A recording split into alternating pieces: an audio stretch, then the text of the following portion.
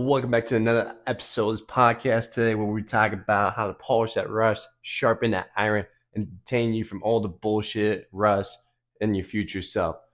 Now it's gonna be a little bit different today. Mostly I'll be sitting down talking to you, but today I'm gonna use this whiteboard, noticing that September is only 2 weeks away and we only got October, December, and November. So I decided to do a 3-month blueprint for you guys to help you guys get kickstart and get the momentum going into the new year 2025 for you guys. And on top of that, holidays are coming around the corner because the reason why you guys are watching this video is because you have not gotten to the position that you want to, or you're still stuck at where you're at. So hopefully at the end of this video, you apply these tips, do this for 3 months, and hopefully you get that momentum going forward and start 2025 strong versus staying where you're at. So how we're going to do it? Well, the first step we're going to do is we're going to commit. Now I know it's very, crazy and weird thing about it. It's like I just got committed. It's like, well, honestly, like the reason why you're in that position is because you haven't committed to yourself. You say, yeah, I'm going to start Monday, or yeah, I'm going to start doing this, or yeah, I'm just going to do X, Y, and Z. But then what happens? Life gets in the way, work gets in the way, significant other gets in the way, maybe kids get in the way, friends get in the way, um, sleep, TV, Netflix, all those things get in the way, right? So you tell yourselves that, and then you got all these things that come in your way, and you don't do it. Fast forward 3 months later, you're still stuck in the same spot, right? So what I like to do is really commit to yourself, really dive in why you want to change, why you really want to use these 3 months to get you in that momentum for 2025, and what do you really want to get out for the new year, or how do you really want to finish this year strong, or do you just want to finish the year mediocre? So you get two options. You can finish the year mediocre, or you can finish the year strong. Your choice, but you make the decision by committing. I mean, you make commitments all day. You commit to that decision to be mediocre, or you can make that decision of changing yourself, get the momentum for those next 3 months. So again, choice is yours. So number two is gonna be tracking. Now I know, like, when you guys have heard me say a lot of times, tracking is your best friend. It certainly is. But again, we got two ways to go tracking. Now, if you guys really want to go full throttle with this, you can do it by, using apps and using a food scale to really get more precise. But if you don't want to do that, if you feel like that's too tedious, or you feel like that's just too much work for you, here's a second option for you. What you can really do is take photos of your meals. And what do I mean by that? Well, this is what I mean. Go ahead and pick whatever person is very important to you. And what I really want you to do is, I want you to take a photo of every single meal you have. It goes even from all the way down to the little thing of having a snack, all the way to the biggest thing, you have a meal, dessert, drinks, whatever the case is. So, and the reason why I want you to take a photo and send it to the person you care about, or the person that means most to you, is because, again, one, it's going to keep you accountable, because now you're kind of tracking what you're eating, how much you're eating, all those things. And two, it's going to create kind of a little bit of judgment, but also feedback too, is because, like, if you send to that person and they see it, they'll be like, hey, like, why are you doing this, or like, why are you having it, and things like that. And secondly too, it's going to put you in that position. It's like, I don't really want to send that person this photo of this food, because you're going to feel some type of way. It's like, is it really getting closer to your goals, or is it pushing you back from the goals?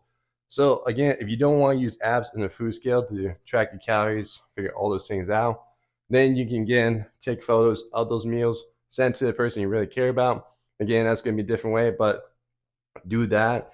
It's going to give you a different idea and perspective and outlook of what that really looks like, how much you're eating, what you're eating, and who you're sending to is going to care more about yourself too. So doing that, if you don't want to track it, do those things. Number three is, oh, marker's fine, dying. Resistant train. Now, I get a lot of people have a busy schedule. A lot of people don't have the amount of times. Again, I do 5 times a week, but again, that's what fits in my schedule. A lot of people don't have that. It's not necessarily the case that you need to do 5 times. Try to find something that's do about 2 to 4 times. Now, to give you a little bit more of a tip, if you're going 2 times a week, I'll do both days full body. If you do 4 times a week, you can do upper, and lower for a split. But again, at the end, try to find ways to incorporate into your schedule. And again, resistance training is very huge because what we want to do is, one, it creates activity for us. Two, we're building a muscle. So while we're also making sure we're tracking our foods and make sure we're getting the protein that we need, is we need to understand that resistance training is helping us to build a muscle, damage the muscle, and rinse and repeat every single time. And this is what body loves, and it's how we boost the metabolism as well. Because the more muscle we require, the more calories the body burns. Self-explanatory. Now, the bonus tip right here is consistency and planning. Now, since you have the first three, this is going to be your main one right there. It should be on the top, but you can't really put those two together. If again, you don't commit. Two, you don't have a precise idea of what you really want to do. If you really want to use apps and food scale to track your calories, or you just taking photos and sending someone you care about to make you more accountable. And again, having a good gym routine over 2 to 4 times a week. If you don't have all those things in place, then you can't really be consistent in planning. So how are you going to be about those? Well, again, it's like planning is just pretty much self-explanatory. Plan out, what foods you like, what foods you don't like, groceries, when you're going to get your groceries, how you're going to meal prep, all those things, working out. When can you work out? Can you work out in the morning? Can you work out in the evening, afternoon, whatever the case is? And then you just find those things. And at the end, it could take like 4-7 hours a week for you to just focus on your health. Like you said, like we just take 2 times a week. That's 2 hours, and then take another hour just to meal prep. That's 3 hours. So that's 3 hours of the week that you're really just focused on health, and you still got the other 165 hours to do whatever you want, things like that. So again, like for your plan, use these things. And again, with the planning, you gotta stay consistent. This is gonna help you again get that momentum leaning forward to 2025. And maybe you see a different change in yourself as well. Again, based off if you follow these to a T, you will see a change. Your body composition will see a change, and your energy will see a change as well. So here's your 3-month blueprint. One, commit. Again, are you going to be mediocre, or are you going to commit to giving them momentum, being a different person going into 2025? Two, again, tracking the foods, whether you use apps or food scale, or again, sending photos to the person you care about. Three, find a time that you can get to yourself to the gym, was 2 to 4 times a week. And lastly, once you get all those, start planning out your schedule, how you're going to get those into your schedule. And at the end, just stay consistent with it. That's going to be your best friend. So I appreciate you guys watching the video.